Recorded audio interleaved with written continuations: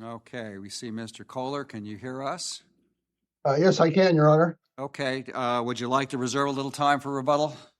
Yes, I would. I think 5 minutes is. Okay, now can you see a clock from where you are?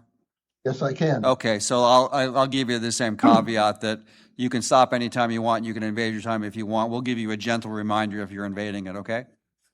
Okay, I expect my opening remarks will be short, Okay, hopefully. well, please proceed. Okay, thank you, Your Honor. Basically, the fundamental issue here in front of the court is the issue of public policy and homestead exemptions. The federal courts and the state courts are very strongly in favor of the homestead exemption. And the issue before us is the court made an error in denying my homestead exemption. The federal statutes, in particular, In re Smith, state that a debtor may use Section 522F to avoid a homestead, notwithstanding the waiver of a homestead exemption. I don't think that there's any evidence presented in this appeal or in the trial court that there was a waiver of a homestead exemption as required. There wasn't, Mr. Koehler, there wasn't a waiver, but there was a prior adjudication, which, the understanding is that you, through counsel, stipulated to allow your appeal to continue and to remain and proceed in Chapter 13. So by the time you amended it, why hadn't that decision already been made? Well, I did a motion to the court that I never agreed. I never signed any document. You had a lawyer. I mean, you had a lawyer. You had a lawyer. Yeah, but he flip-flops on the first hearing in August to the second hearing. He says, well, there's some agreement, but the agreement is very ambiguous as to what it is. Just waive the homestead exemption. No, it's just an agreement that an objection to your exemption will be sustained, and it is clear that is taking out all homestead exemptions because it applies to that one and any that could be made, and that's the basis by which you go forward and then confirm your plan, which recognizes the effect of that, which is the creation of a lien prior to any interest that you had. Well, I beg your pardon, Your Honor, but apparently, as I read the record, if I hadn't agreed supposedly to this waiver of a homestead exemption, then I suppose the court would have turned the Chapter 13 into a 7. No, I was still not necessarily, because you wanted to continue to challenge the underlying appeal for the judgment, is my understanding. You did, and it went to the Court of Appeals and then petitioned for review. So, I mean, that was kind of the in the court's parlance, that was the deal that was struck. Well, when the court said in the August hearing there was discussion about whether I should appear for the September hearing, which I had no notice of from my attorney. If you look at my motion, there's colloquially of emails that are unresponded to by my attorney.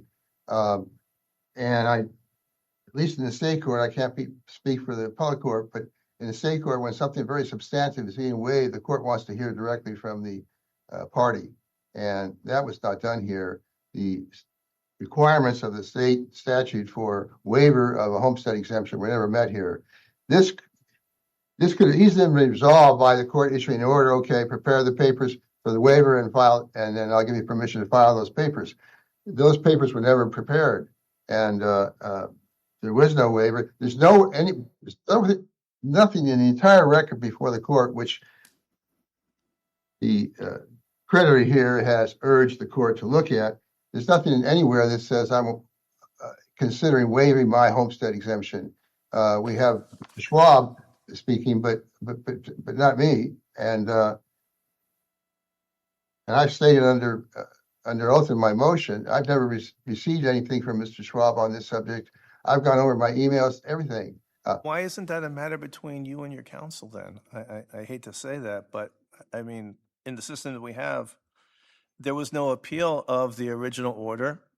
The Chapter 13 went on for a considerable amount of time. There was no action taken at either of those times to raise these matters. Why aren't they final and done?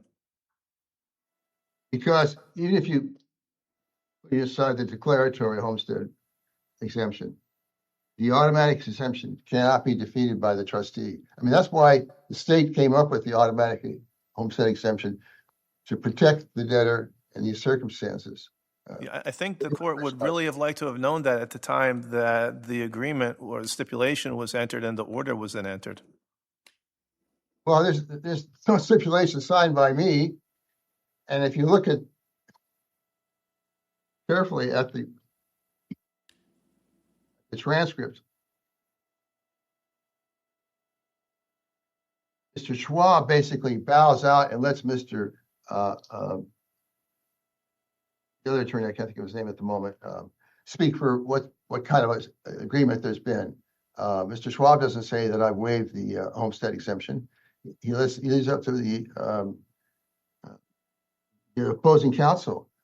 I just think the ambiguities in that hearing do not justify throwing the homestead exemption away. It went against the public policy that we have so strongly for it.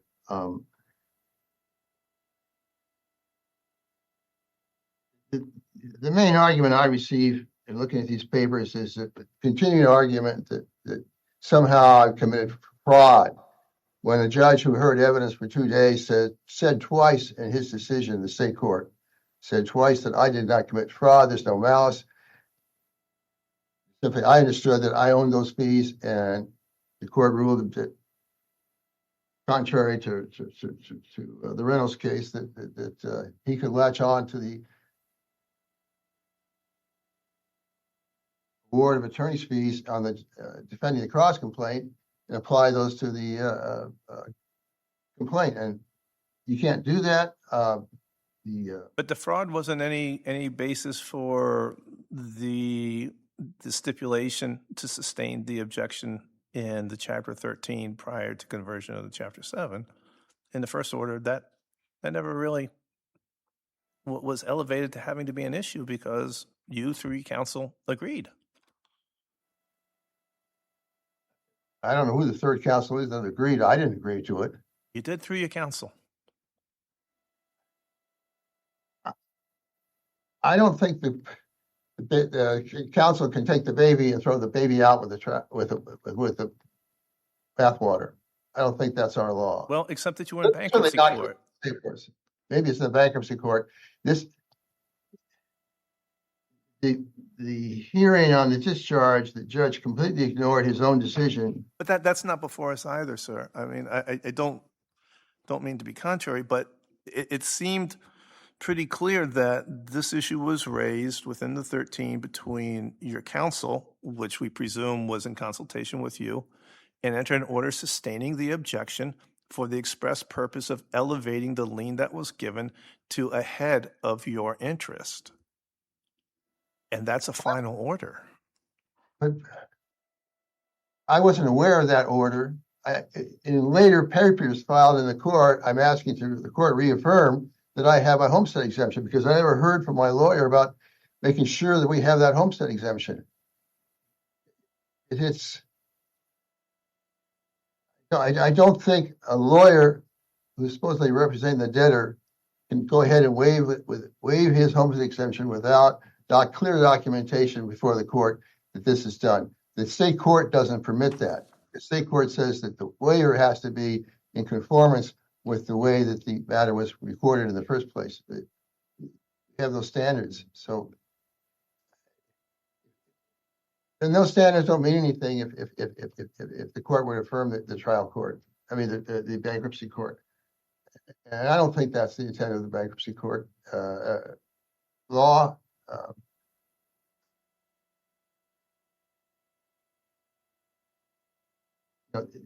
Well, if you want to pause now, you could, and we can hear from the appellee, and you can reserve a little more time if you'd like to do that. Well, I just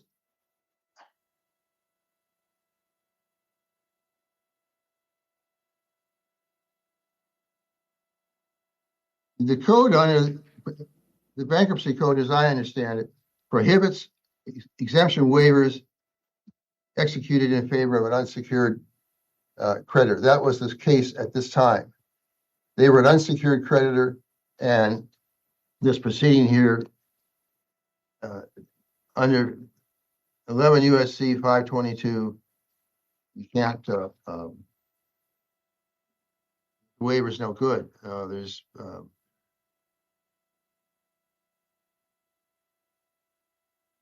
Okay, you're right at your Yeah, 5 minutes if you want to pause for a little I'll while.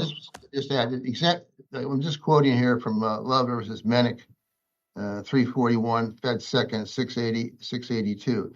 Exemption rights are to be determined upon the basis of conditions existing at the time of filing the bankruptcy petition. And the trustee doesn't have the authority to go ahead and throw my automatic homestead exemption out. I'll waive any further time on the opening. Thank you. Okay, thank you. Okay, Police Counsel, do you want to go ahead? Good morning, Your Honors. Gabriel Herrera on behalf of the Chapter 7 trustee, Jeffrey Richards, and the appellee in this matter, and may it please the court. This is a case that has a long and drawn-out history in which the debtor has attempted to thwart a creditor who has a judgment for conversion and elder abuse from being able to collect.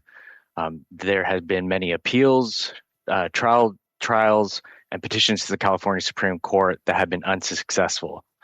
And really, Your Honors, the sole issue on this matter is whether the bankruptcy court properly sustained the trustee's objection to the debtor's claim of exemption after the debtor struck a deal with the creditor at issue to resolve numerous issues, including an objection to a claim of exemption, motions to convert, and an objection to the confirmation of a Chapter 13 plan. And the answer, Your Honor, is that the bankruptcy court's decision should be affirmed. The deal was a deal that was struck for which the debtor received significant benefits. And as the bankruptcy court noted, a deal is a deal, particularly when it is backed by a federal court order.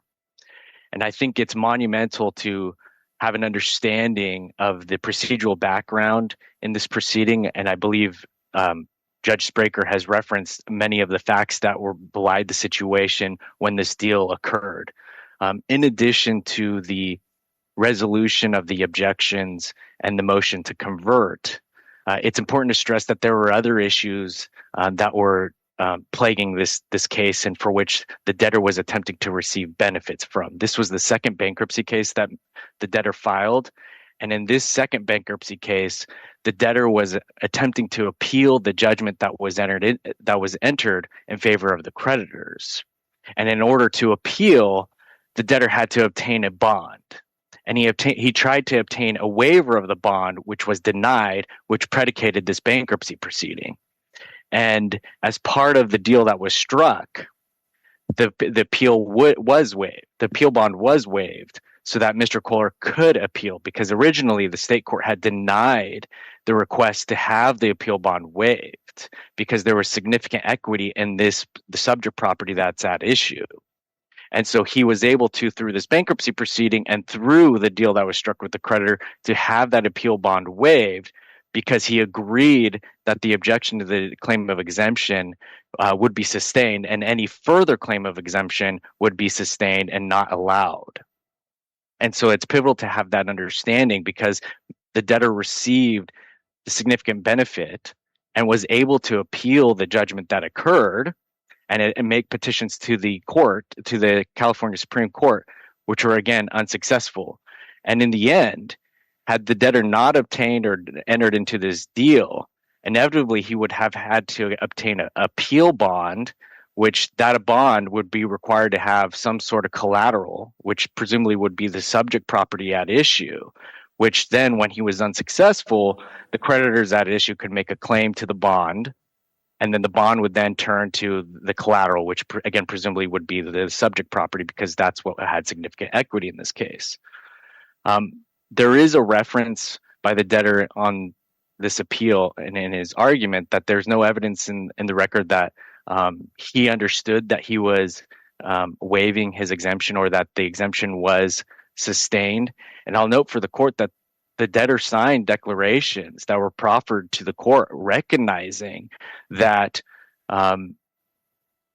that he had entered into this deal. And that's why when there's the Chapter 13 plan sustained, it includes non-standard provisions, which recognizes that he doesn't have a homestead exemption and the appeal was going to be played out. And then pending that appeal, his property would have to be sold or he would have to be refinanced to pay the creditor, which inevitably didn't happen and resulted in the conversion of the case to the Chapter 7. So again, I agree with Judge Spraker's statement that the debtor didn't know, and it was waived through counsel. And if there were issues related to counsel, that's between the debtor and his counsel. That is not something that was before the bankruptcy court. And if you note that in the opposition to the trustee's objection to the debtor's claim of exemption, the opposition doesn't submit any evidence. And so there was nothing before the bankruptcy court on that issue other than the bankruptcy court being well aware of the procedural backgrounds in this case, which resulted in the confirmation of the plan, the sustaining of the debtor's claim of exemption originally, and then it resulted in the conversion of the Chapter 7 inevitably, and then the trustee's objection. So I will submit that there is evidence. The debtor also makes claims that 11 U.S.C. Section 522E, I think, prevents a waiver of an exemption for an unsecured creditor. And I'll submit to the court, I believe the application of 11 U.S.C. Section 522E applies to waivers that occurred prior to bankruptcy, not deals that occur in the bankruptcy process that are backed by a federal court order, which was done by the bankruptcy court. So again, Your Honors, I believe that the bankruptcy court's order should be properly sustained or affirmed in this matter. I think the last issue is that this is a declared exemption, which has no application to bankruptcy proceedings. But at the end of the day, a deal is a deal, as the bankruptcy court noted, and the debtor received the benefits of that deal, and now he has to reap the consequences. Okay. Unless the court has anything to add, I have nothing to add here. Okay, Judge Spraker. Okay, thank you very much. I think we'll turn back to the appellant for a few minutes of rebuttal. I've said in my papers, and I think said earlier, I have not waived my homestead exemption. There's no evidence I waived it. Putting all that aside, homestead exemptions are a very serious matter, and proceedings in the bankruptcy court are very serious. There was an amended plan filed that says I waived the homestead exemption. I've attacked that I never signed that document. I did a motion to this court to strike the arguments based upon that document that I waived the homestead exemption. The amended plan says I did. I never signed that document. I attached to my motion emails requesting information from my attorney. I don't have those right in front of me at the moment, but I've documented my position. I never signed this homestead waiver. I would never give up my home 50 years.